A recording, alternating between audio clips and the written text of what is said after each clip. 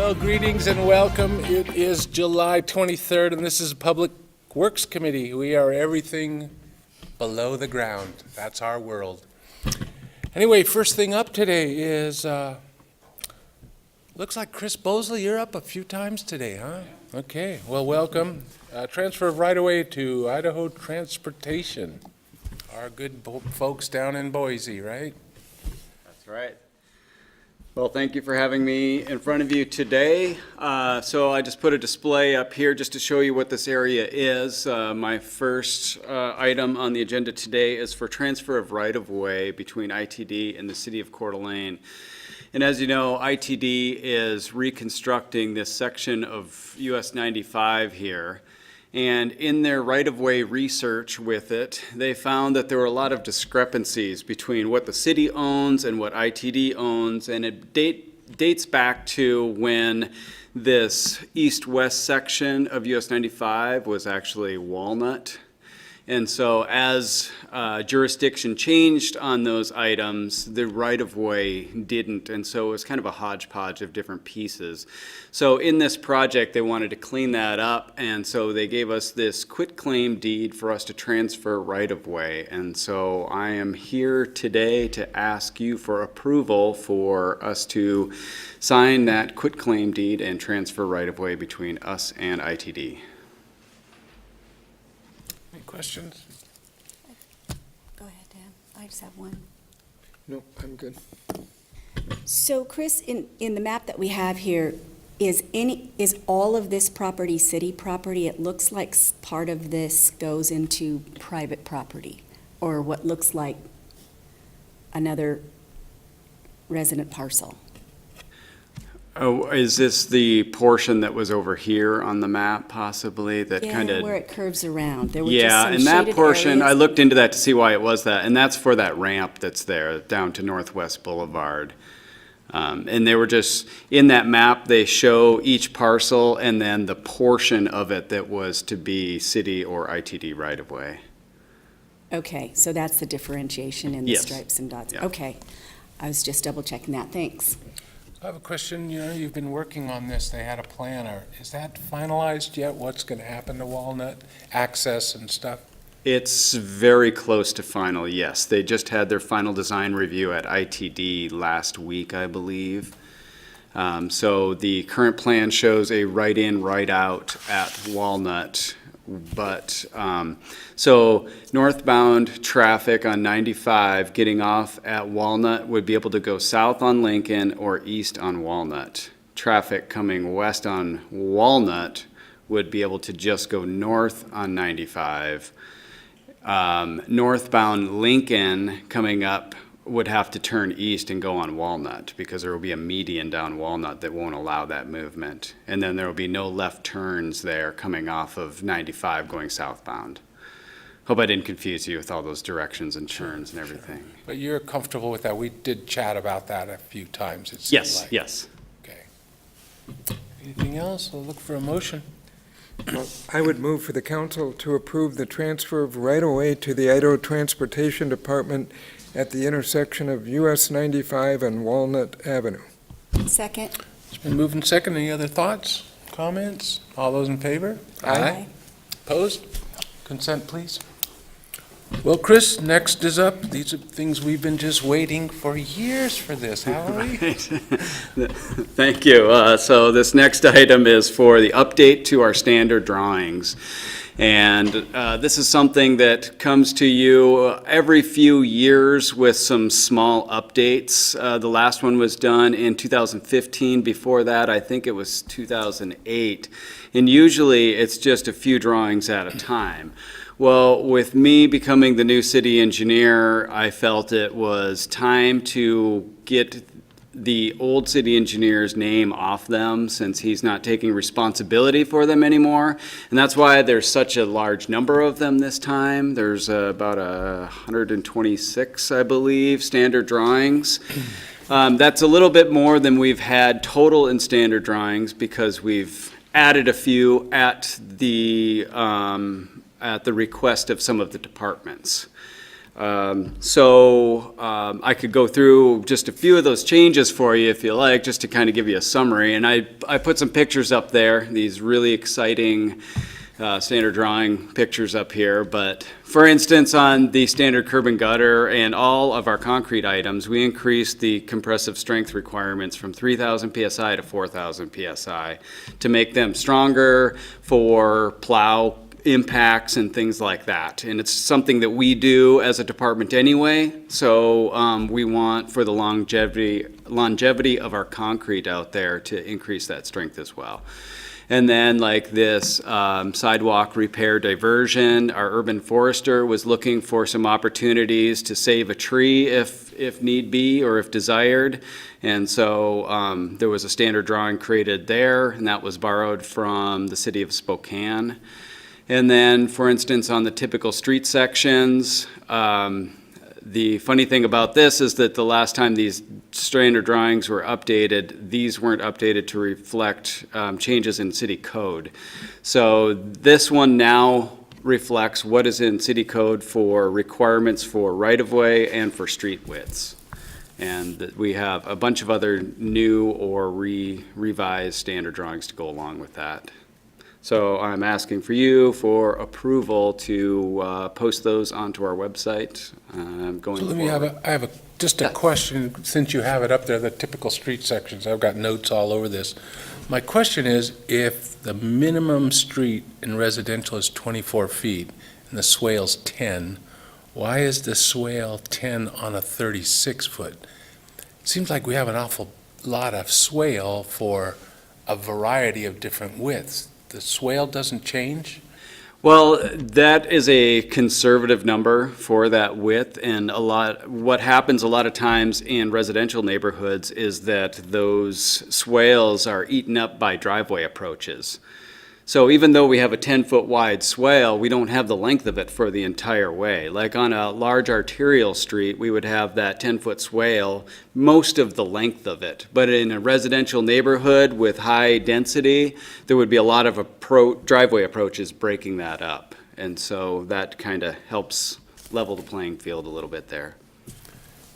But that also relates to where there isn't, or in big streets, you have driveways also? Is that the idea, other than residential? So if a developer was wanting to reduce that width, that could be a talking point with us, and we could work that out. Because there are cases where that just doesn't work, but this is the standard, and a lot of agencies have a standard drawing that you can just go to and just pull it off the shelf and go with it, or you can propose your own design moving forward depending on the situation.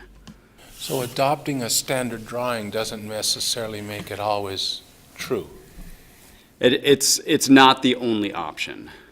not the only option. Right. I like that. So rare. But if they went with that option, then they know it would be approved. Correct. If they built it to those standards, then. Right, yes. Keek? Good. Chris and I, we chatted a little bit about some of these things, and you answered some of those questions. I was looking to possibly see like a red line of the drawings to say, here's the changes that occurred from 2015 to 2018, because there were so many more pages Right. to it. So that had me kind of scratching my head about how do you determine when you add 50 new drawings, where does that all come from? And it just seems like a lot of a learning curve unless it's housekeeping, upgrading what was already there. Right, and a lot of it is housekeeping. Some of these changes are pretty minor. A lot of them were just corrections that were known by consultants and such. Like for instance, on this curb and gutter here, it showed for 1.5 inches of fall in the curb there, but if you drew it out in AutoCAD, the lines wouldn't come back together because it was only supposed to be 3/4 of an inch. So I just got a reminder last week about that from a drafter. Hey, you're going to change this, right? I'm like, yes. Okay, so good. That kind of leads me to the next question. And I had noticed in here in one of the streetlight standards that said this is how these need to be constructed and what the lumens are based on residential or arterial or collector street. And it triggered kind of my thought on the light issues we had in some of our residential neighborhoods. So how are you assuring that you're connecting to the code and the resolutions that issues like that are being approved by council and incorporating those into the drawings? And I know that one maybe wasn't, it's lumens versus kelvins or something. Right, yeah, that one's a little different because the lumens is the brightness and the Kelvin is the color temperature from warm to cold, I should say, like white on a light. And the color temperatures were dictated to Avista through a letter to them and a map to tell them which ones to install, because they're the ones that install those anyway, at least in portions of the city. Kootenai Electric is responsible for some as well. And then the lumens are kind of a whole nother issue as far as brightness goes, and they follow that anyway. So that one gets a little, I don't know, gray, I guess. But along that lines is like I was saying with these standard drawings for the street widths. It's in our code as to if a new subdivision is built, then the right-of-way width needs to be so many feet wide for a certain type of street, residential or collector or whatever. And in the code, it also dictates what that street width would be. Well, those didn't match our city code, or our drawings did not match the code because they hadn't been updated yet. So this was an opportunity to make sure that those were in line. And then also, all these standard drawings went through each of the departments through our development review team to all take get an opportunity to review them and provide comment on them. And then the wastewater department provided their changes to me, as did the water department. And so we've got complete buy-in from all the departments on it to make sure that it is what we're supposed to be doing in our code.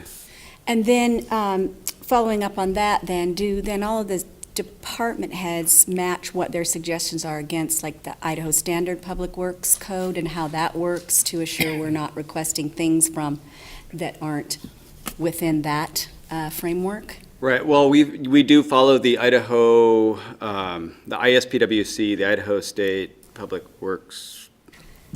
I can't say SPWC. Idaho Standards for Public Works Construction, there we go. I got the acronym all mixed up there. But that is what we follow for dictating what happens in construction.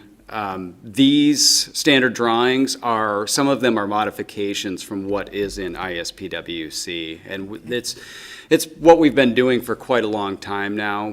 Each community has their own little take on what from ISPWC is appropriate for that community. Okay, so this is your interpretation derivative. And then how do you assure that whoever's going to be utilizing these drawings knows that one has changed? So if a concrete company is putting curb in somewhere and they've always been doing it this one way and they've got their drawings approved, would it be in the approval process? Yeah, it would be in so when a subdivision goes to construction, in those construction plans, they will have all the standard drawings either inserted into there for reference, or they will have a kind of a checklist that they check which standard drawings are referenced, and then they are to keep, to follow our standard drawings in that construction. And so ITD has a similar situation also, that when you go to construction, you have to make sure that you have the most current, up-to-date standard drawings that you're using to follow those guidelines. Okay, good. I just want to make sure we're daylighting that there's a lot of new pages in here. Right, yes. And that's a lot of changes, I understand it, but it just seems like only 3 years ago, and now there's just a ton of new pages. So it looked like a red flag to me to say, geez, were we way out of date before, or did we need to get back up to speed? And is this going to be a shock value to anybody who has to go back to these drawings to see that many new changes? So I just think that's kind of an interesting point for us to make sure that we've gotten out in the public and our department heads are all on board with it. So, okay. I think that's my last question. Thank you for the other information on how that works. You're welcome. Well, I would just acknowledge that, it looks like a huge project, but it's the kind of nuts and bolts that have to happen. And I appreciate that we have to, part of our duty is to, approve it at the kind of top policy level, but, I don't presume to know anything about the nuts and bolts, so I do appreciate the, we have a professional staff that tunes into those things, and so, looks like good job, so. I have one last question, street patching. I saw that the compaction, has that been raised, or is that just the same as it's always been? It's the same as it was before. So, again, I talked to Tim a couple times, kind of my moan is we put these beautiful streets out and then somebody trenches it and it starts to soften and settle and then it's a bump in the road. Is there anything in here? I looked at everything, the manhole covers, I mean, you're looking at everything under the ground was fascinating. I didn't realize there's little valves way down those holes. And so anything along those lines, can we improve that? So that would probably go into our street cut policy, which is one of my next items to take care of, because it does not cover chip sealing, which, as you know, we are doing chip seals now. I got the chip seal or the street cut policy from Post Falls as reference, and we're going to compare that to what we have and see what improvements we need to make to that to ensure that if anyone does cut into our streets, that we don't have a settlement issue a year down the road. Good. Thank you very much. Well, with that, I'd look for a motion. I'd make a motion to approve the updates to the standard drawings as presented. Second. Been moved and seconded. Other thoughts, considerations? All those in favor? Aye. Opposed? Moving on. Thanks. Good job on that. Thank you. Consent, please. Let's see, Kyle Marine from the Water Department's here. By golly, Kyle, welcome to town.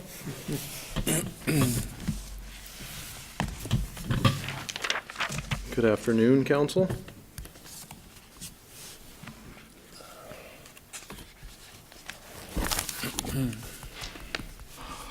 So what I bring before you today is a request for a right-of-way easement be granted to Avista Corporation along our Honeysuckle well site.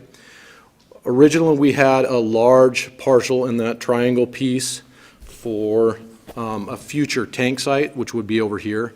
After further analysis this year and a study with JUB, it wasn't feasible to put a tank there because it'd be literally a taller tank than ever has been built. And the cost effectiveness wouldn't be there. It would be just way too expensive. So we're looking elsewhere for that tank. So at this point, we're trying to make this property more usable to sell or trade off to another facility within the city. Currently, we have a gas line that runs through about like right here that feeds this building where we house spare motors, salt for our, and other electronic parts that we've got to keep dry and out of the weather. So we are proposing to move the gas line out of that property up here, which would be no cost to the city. It already exists. We'd leave this stub in and cut it off at the property line for future use to any future property owner. And we're just looking for approval for the easement to go up here. Normally, an easement with the city through Avista would go through the franchise agreement. Because it's not in the street right away and it's on private property, we have to follow these procedures for an easement grant to them. So I'm here asking you for approval to sign an easement over to Avista along this portion. And the official easement that they gave me was a little hard to see, but I did attach it. But you can kind of see it right here.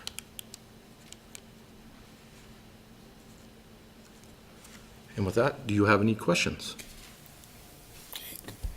So what are the plans and when to liquidate this parcel? Currently, we're just in the process of moving the gas line over, making it available to other city departments. I understand there is a department that is interested in it, but we have certain steps we have to get through before we move to that phase. Okay? Well, I had kind of the same thing. keeping it What a size secret. of parcel might it be roughly? We'd have to, I'm still in the process of getting a price to break it off through a surveying company. Right now, they're extremely busy. I've only got one proposal back after contacting 6 other companies. They were at least 6 to 8 weeks out before they can even get to it if we awarded them. So we're still kind of waiting. We might sit on a little while longer just because of the construction and the time frame that it's going to take to get it completed. But first phase is moving the gas line over, and then we'll move to that phase. Okay. And with that, I look for a motion. I would make a motion that council approve the right-of-way easement for Avista Corporation at 685 East Kathleen Avenue. Second. Been moved and seconded. No other questions. All those in favor say aye. Aye. Aye. Thank you very much. Consent, please. Boy, everybody came out from the shops today.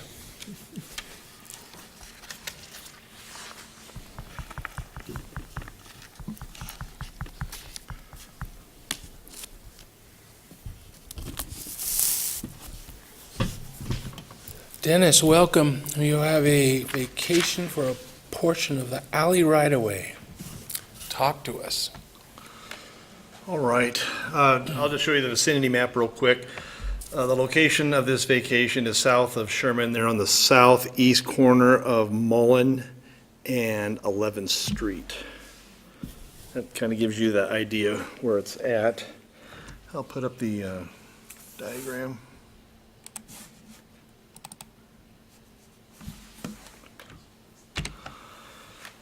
There's the exhibit.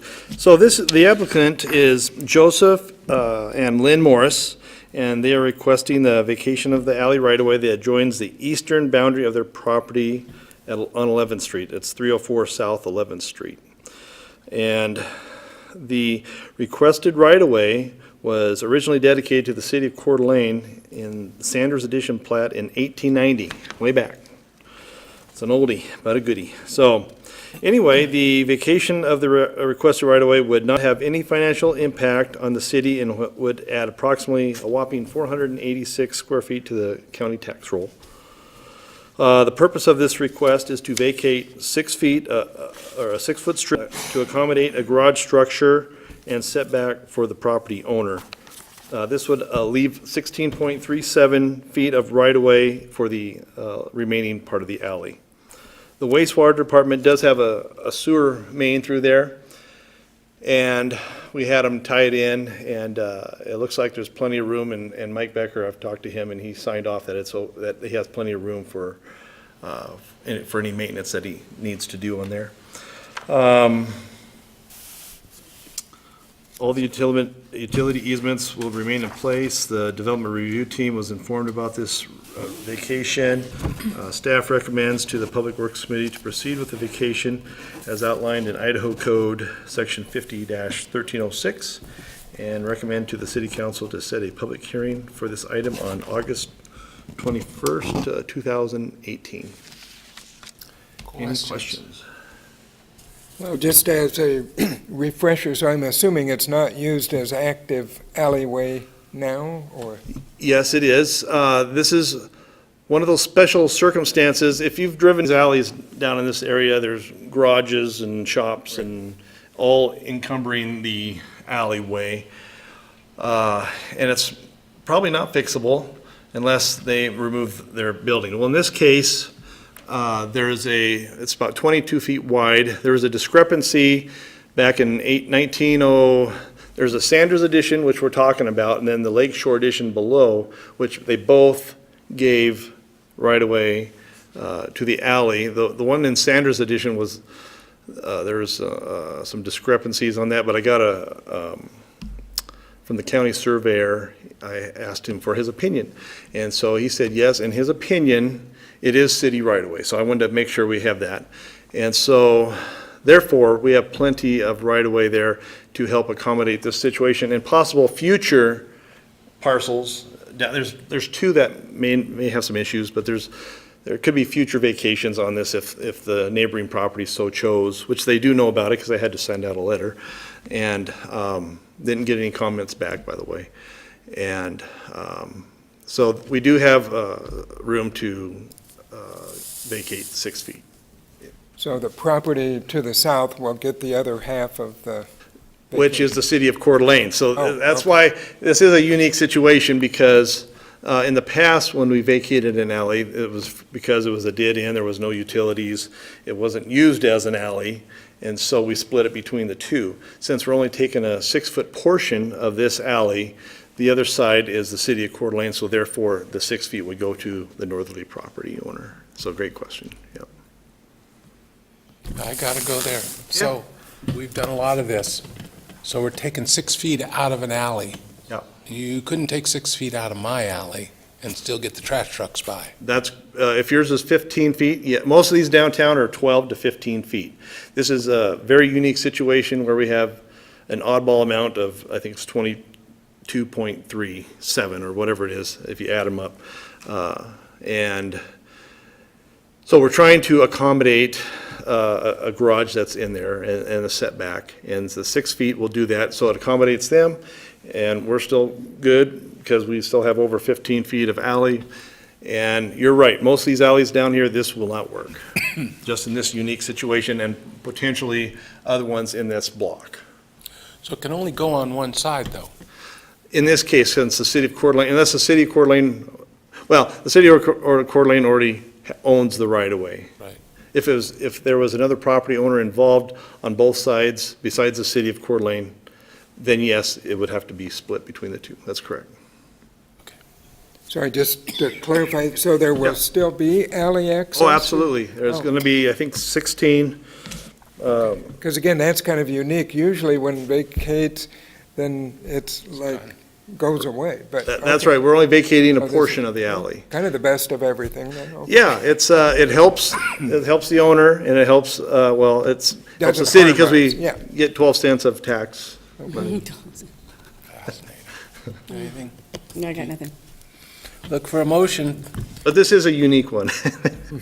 Well, I'll make a motion that the council direct staff to proceed with the vacation process as outlined in Idaho Code 50-1306, and then set a public hearing for August 21st, 2018. Second. Moved and seconded. All those in favor? Aye. Aye. Consent, please. Thanks, Dennis. Thank you. That was fun, Yeah, different. always fun. All right, with that, nothing else to do. I'll call for We're adjournment. closed, okay. See you next time.